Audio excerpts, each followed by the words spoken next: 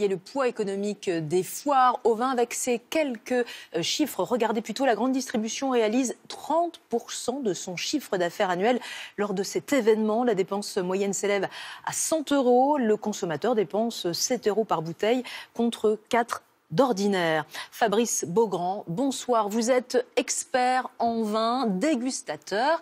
Vos analyses et commentaires guident les consommateurs. On vient de le voir, bien délicat le choix du consommateur face à cette offre pléthorique. Alors y a-t-il un bon indicateur indiscutable auquel on peut se fier presque les yeux fermés ? Oui, pour cette foire au vin, là, en septembre, je pense qu'on va avoir beaucoup de 2015 en vente. Et 2015, c'est le grand millésime des dernières années, donc réussi dans toute la France. Je pense qu'on peut presque peu importe le cépage, la région, on y va. 2015, c'est très réussi. Valeur assurée. Alors, à contrario, est-ce qu'on doit se méfier, par exemple, des bouteilles que l'on met stratégiquement en début de gondole ? C'est vrai que dans la grande distribution, en tête de gondole, c'est pas forcément les produits que nous, au Guide Béthane de Sceaux, on va recommander. Je pense que ça correspond aussi à une volonté commerciale de promouvoir certains vins qui ont peut-être été sélectionnés plus pour leur prix d'achat que pour la réelle qualité.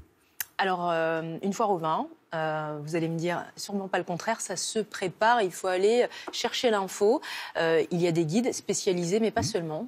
Oui, effectivement. Alors, il y a des guides spécialisés, il y a des revues spécialisées. Et puis on peut s'y fier, vraiment. En toute indépendance, on peut aller vraiment jeter un coup d'œil dans ces guides. Oui, complètement. Je pense que la bonne stratégie, c'est au mieux d'y aller avec son guide et ses revues, ou alors de faire confiance à une application qu'on vient de sortir chez Béthane de Sauve, où on répertorie 11 années de guide. On est presque à 100 000 vins, 6 500 domaines.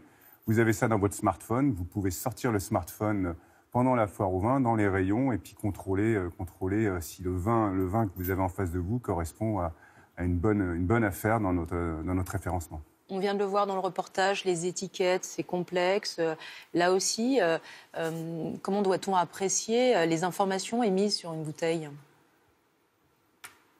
Je pense qu'effectivement, avec nos informations qu'on va vous communiquer à travers l'application, on a un système de filtrage. Vous pouvez facilement rentrer votre budget, rentrer votre région, même éventuellement rentrer le mec avec lequel vous désirez consommer votre vin.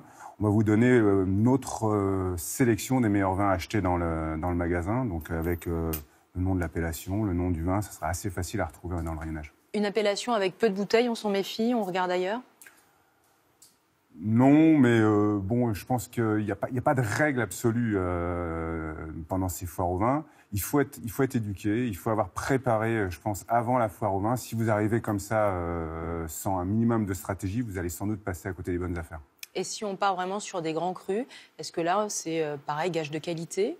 Disons que les grands crus, quand on parle des grands crus classés de Bordeaux, c'est quand même des marques qui sont connues de longue date. Donc là, effectivement, on a moins besoin de l'expert si on a l'habitude d'acheter un cru en particulier. On regarde le millésime, surtout si c'est un 2015, et on peut foncer presque les yeux fermés. Merci infiniment, Fabrice Beaugrand, d'avoir accepté notre invitation et on retiendra cette année 2015, un cru assuré. Merci beaucoup.